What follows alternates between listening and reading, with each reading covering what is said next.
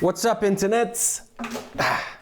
So, you have talent, you have gear, your friends tell you that you're too good to not be doing this professionally, but how do you go from a job that you hate but brings in regular money to doing something that you love for the same amount of money or more? Well, strap in, because I'm going to tell you.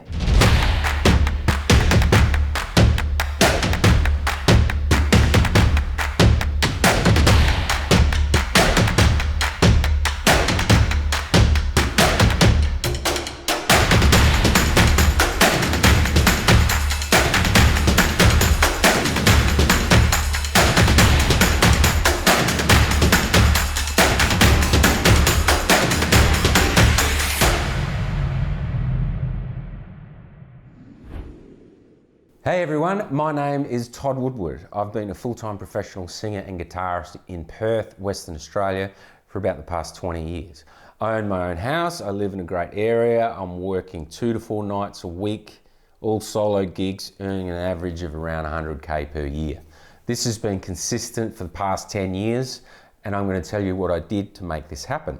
Okay, now just to be clear, my experience has not been that of a successful musician that tours countries and plays in front of thousands and is famous.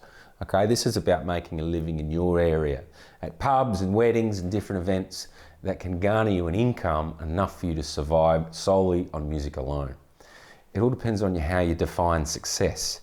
This is what I set out to achieve, and for me, success is being able to earn a living in something that I'm passionate about. I'm my own boss, and as long as I follow my own advice, I never have to work for anyone else again. Okay?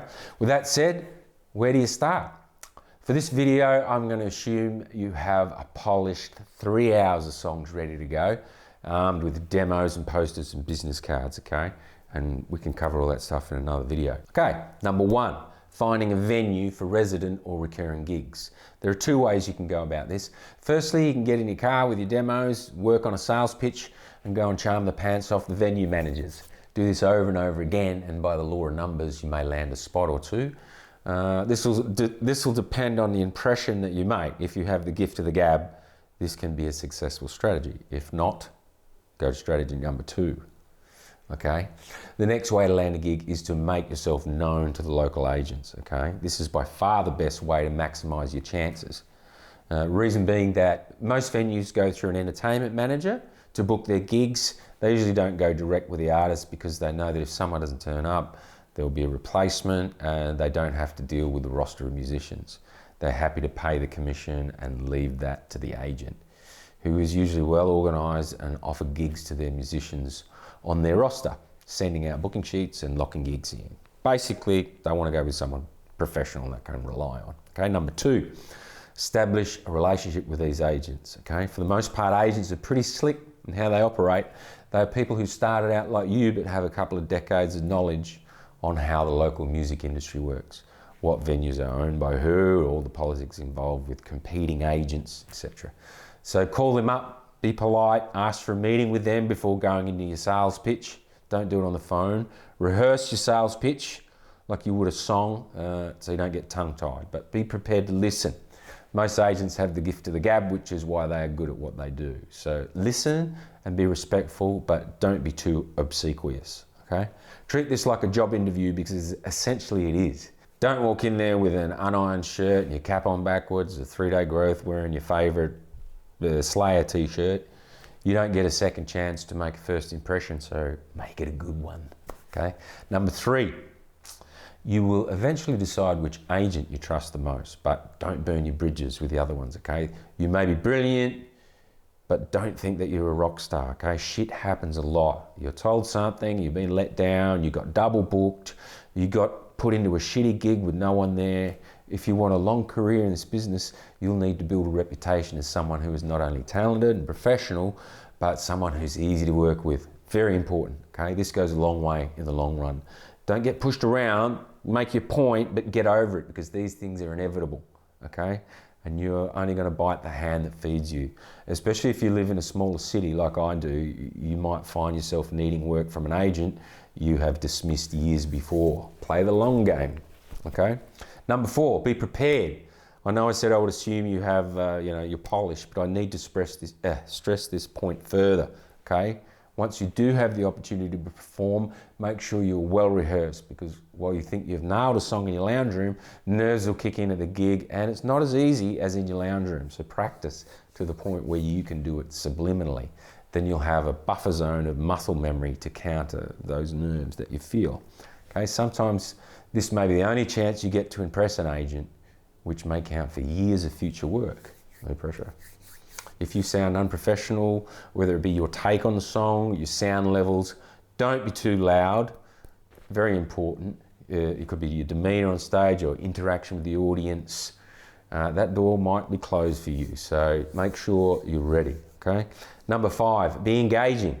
When I first started, I assumed that if I nail my performance musically, this will be a piece of cake.